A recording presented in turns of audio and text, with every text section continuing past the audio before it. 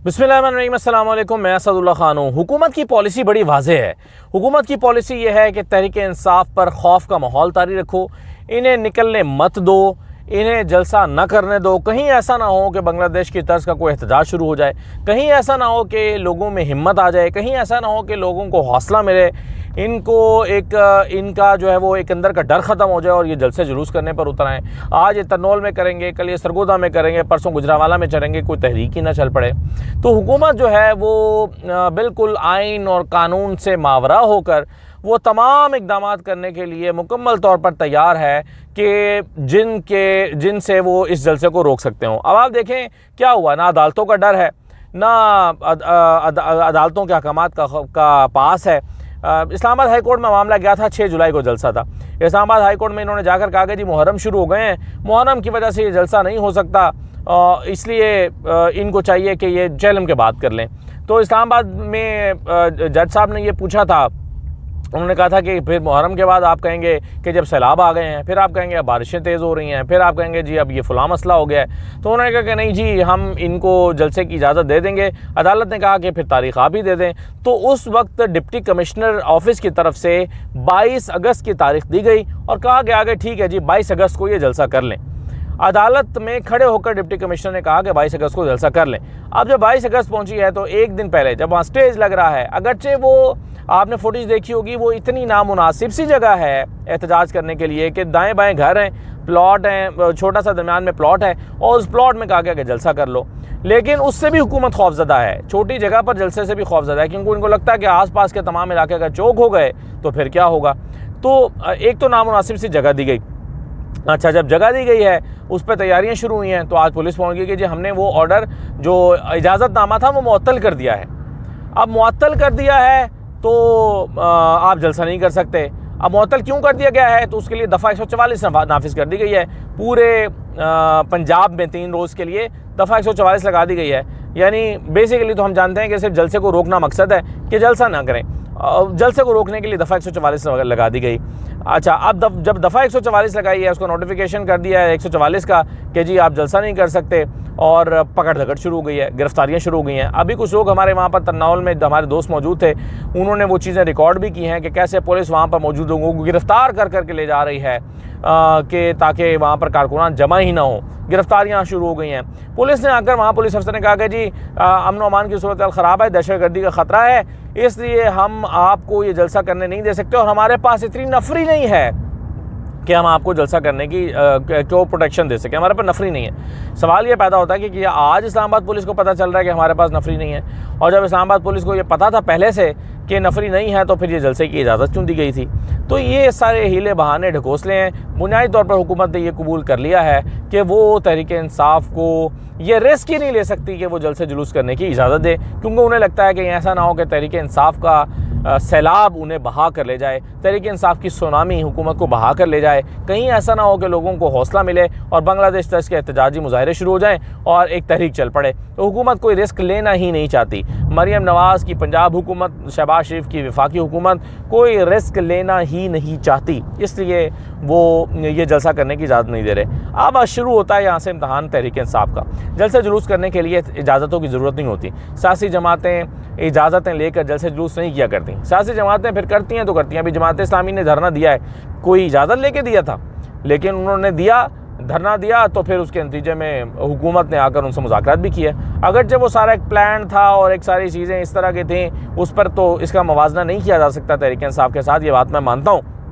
लेकिन even then Tehreek-e-Insaf को किसी इजाज़त का मोहताज नहीं होना चाहिए अगर उन्होंने जलसा करना है तो। और अगर जो तहरीक-ए-इंसाफ के लोग कॉम्प्रोमाइज़ में फ़ैसला करने वाले, अगरचे अभी तो यमीन गंडापुर ने कहा है कि जी हम हर हाल में निकलेंगे और जलसा करके दिखाएंगे।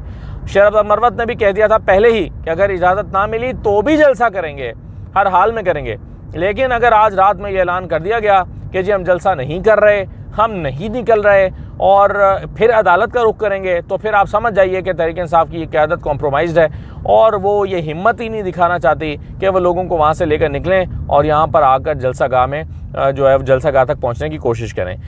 तो ये पीटीआई लीडरशिप का इम्तहान यहाँ से शुरू होता है कि वो क्या फ़ैसला करते हैं। अली अमीन गंडापुर क्या करते हैं, बैरिस्टर गौहर क्या फ़ैसला करते हैं, उमर अयूब क्या करते हैं, असद कैसर क्या करते हैं। पंजाब तो खैर एक बहरान का शिकार दिखाई देता है। पंजाब में तो कोई है ही नहीं लीड करने के लिए। इन पंजाब में ना मियां असलम इकबाल हैं मंजर आम पर, ना हमाद अज़हर हैं, और MNAs MPs निकलते नहीं हैं। एक ऐसी कैफियत बनी हुई है।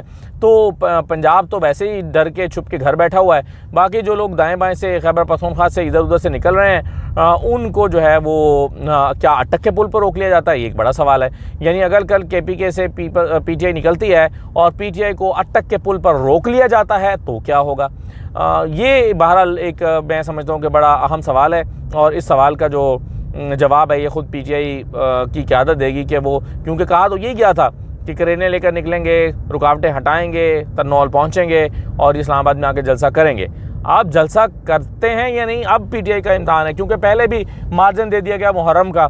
जब तहरीक-ए-इंसाफ ने एक दिन पहले जब इजाज़तनामा मनसूख हुआ तो जलसा कॉल ऑफ कर दिया, तो मार्जिन दिया गया कि चलें जी मुहर्रम है, इस वजह से जो है वो इनको मार्जिन दे देते हैं। लेकिन अब भी क्या ऐसा ही होगा, ये बहरहाल देखना पड़ेगा। दूसरी जो आज की अहम स्टोरी थी, अच्छा दूसरी अहम स्टोरी पर आने से पहले मैं आपको एक दिलचस्प बयान सुनवाना चाहता हूँ शहबाज शरीफ साहब का। शहबाज शरीफ फरमाते हैं, आज जो उनकी तलबा यूथ कन्वेंशन में कोई तलबा से ख़िताब करते हुए आर्मी चीफ़ ने भी ख़िताब किया। Army chief general Asim Salim की मौजूदगी में जो शहबाज शरीफ साहब ने तकरीर की, 16 सेकंड का क्लिप मैं आपको दिखाता हूँ। ये क्लिप एडिटेड नहीं है, मतलब एडिटेड से मुराद ये कि फैब्रिकेटेड नहीं है। ये PTV से जो तकरीर नशर हुई है उसमें से उठाया गया क्लिप है। वहाँ पर अभी यूट्यूब चैनल पे आप जाकर देख लें तो पड़ा हुआ है। ये ना समझिएगा कि किसी ने वॉइस एडिट करके डाल दिया है। तो इस जो क्लिप है, ये अगर आप 16 सेकंड का पहले क्लिप सुन लें, शहबाज शरीफ साहब जो है वो सिपाही सलार की शान में क्या फरमा रहे हैं। मैं आज आपको बिला खौफ तरदीद कहता हूं कि मैं आज अगर पाकिस्तान का खादिम हूं तो पाकिस्तान आर्मी का जो सिपाही सलार मौजूद हैं, यकीन करें कि यकजा दो कालिब होकर सिर्फ पाकिस्तान के अजीम मकसद के लिए हम काम कर रहे हैं। बिल्कुल ये फरमाया शहबाज शरीफ साहब ने सिपाही सलार के बारे में।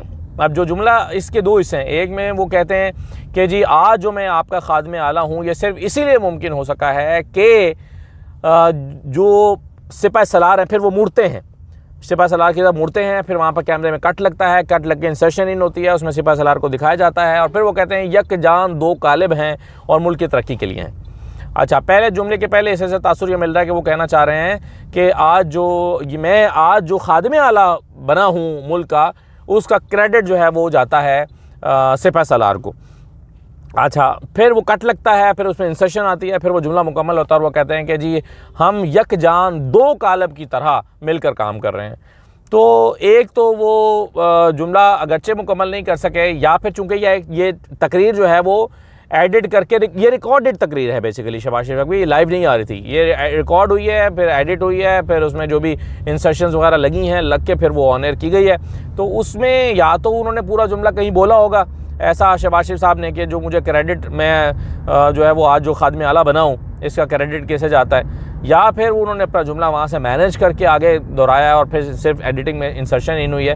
लेकिन बहरहाल शहबाज शरीफ साहब ने जो फरमाना था वो फरमा दिया, जो वो कहना चाहते हैं कह दिया। और अब वो तासुर बार बार मुसलसल ये भी दे रहे हैं कि यक जान दो कालब का मतलब है कि हम भाई एक ही हैं, जो मैं हूँ वही आसिम जो जना आसिम मुनीर साहब हैं, और जो ये हैं जो आसिम मुनीर साहब हैं वही मैं हूँ। यानी हम दोनों यक जान दो कालिब हैं। यानी जो मैं फ़ैसले कर रहा हूँ वो फ़ैसले तो दरअसल ये कर रहे हैं, और जो मैं फ़ैसले कर रहा हूँ वो फ़ैसले की इनकी हिमायत हासिल है।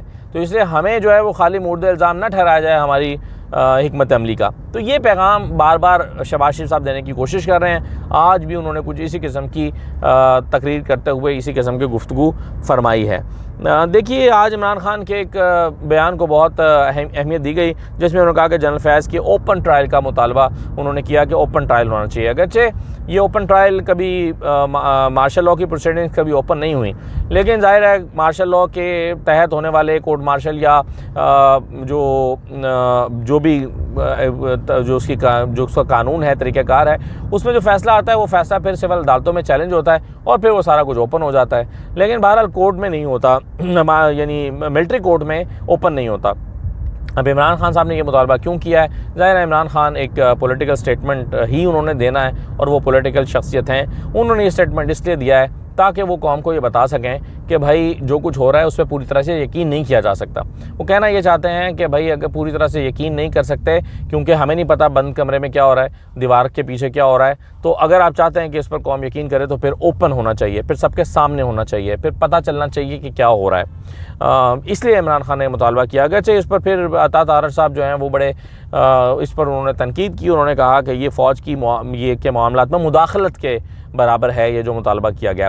लेकिन बहरहाल इमरान खान ने ये मुतालबा किया और इमरान खान ने जो है वो जनरल फैज़ हमीद के जो है ओपन ट्रायल का मुतालबा किया। लेकिन जो सिक्योरिटी ज़राए से ख़बरें टीवी पर चली उसमें कहा गया कि बेफ़िक्र रहें, आपको जब आपका मिलिट्री ट्रायल होगा तो आपका ओपन ट्रायल हो जाएगा। अब इससे तासुर ये भी लिया गया कि इमरान खान को भी मिलिट्री ट्रायल के इम्कानात पैदा हो रहे हैं, उनको भी मिलिट्री ट्रायल की तरफ ले जाना चाहते हैं। लेकिन इस चीज़ पर भी बहस हो रही है कि इससे होगा क्या अगर इमरान खान का मिलिट्री ट्रायल भी हो जाता है, फ़र्ज़ करें सज़ा भी हो जाती है, तो इससे क्या फ़र्क पड़ेगा? मुल्क में जो कशमकश है वो और बढ़ेगी, अदम इस्तेहकाम और बढ़ेगा, सियासी बेचैनी में इजाफ़ा होगा और जो एक कारोबारी शख्सियात की बेचैनी है वो उसमें और इजाफ़ा हो जाएगा। तो बेहतरी क्या होगी, ठीक क्या होगा इससे? अगर फ़र्ज़ करें फैज़ हमीद की गिरफ़्तारी इमरान खान को मिलिट्री कोर्ट में ले जाने के लिए ही है तो इससे बेहतरी क्या आएगी? ये एक बहुत बड़ा सवाल है बहरहाल, जिसका जवाब जो है वो वक्त बताएगा। लेकिन आखिर में जाते जाते मैं आपको ये बता दूं, मरीम नवाज़ साहिबा ने बड़ा मज़े का बयान दिया है। उन्होंने कहा कि पंजाब की तरक्की देखकर लोगों की दौड़ें लगी हुई हैं। यानी जिस तरह पंजाब तरक्की कर रहा है, बाकी सूबों को टेंशन पड़ी हुई है कि हम कैसे इनका मुकाबला करें, कैसे कम्पीट करें, कैसे हम यहाँ तक पहुँचें। तो ये वो साहिबा फरमा रही हैं, वज़ीर आला साहिबा, चीफ़ मिनिस्टर पंजाब, वो कहते हैं बाकी सूबे परेशान हैं और दौड़ें लगी हुई हैं। अब दौड़ें इन्होंने लगवाई हैं असल में शहबाज शरीफ की, जो बिलावल से मुलाकात उनको करना पड़ रही है ताकि उनकी तसल्ली कर सकें कि नहीं आप टेंशन ना लें, बस ये ठीक हो जाएगा, हम तो बस ऐसे ही हमने ये कर दिया 14 रुपये, इससे कोई आपको फ़र्क नहीं पड़ेगा। यानी अवाम का जो प्रेशर सिंध के ऊपर आ रहा है उसको न्यूट्रल करने के लिए बिलावल साहब से शहबाज शरीफ ने मुलाकात की है। तो ये कहानियाँ जनाब चल रही हैं। असल बात वही है कि जो तनौल का जलसा है कल वो होता है या नहीं होता, तहरीक-ए-इंसाफ इसमें क्या फ़ैसला करती है। तहरीक-ए-इंसाफ की अगर कॉम्प्रोमाइज़्ड की आदत ये फ़ैसला करती है कि जलसा नहीं करना तो फिर ये स्टैंप लग जाएगी कि वो कॉम्प्रोमाइज़्ड है, वरना सियासी जमातों को जलसा करने और तहरीक चलाने और अपनी पावर शो करने के लिए किसी इजाज़त की ज़रूरत नहीं होती। तो देखते हैं क्या होता है। इजाज़त दीजिए, अल्लाह हाफ़िज़।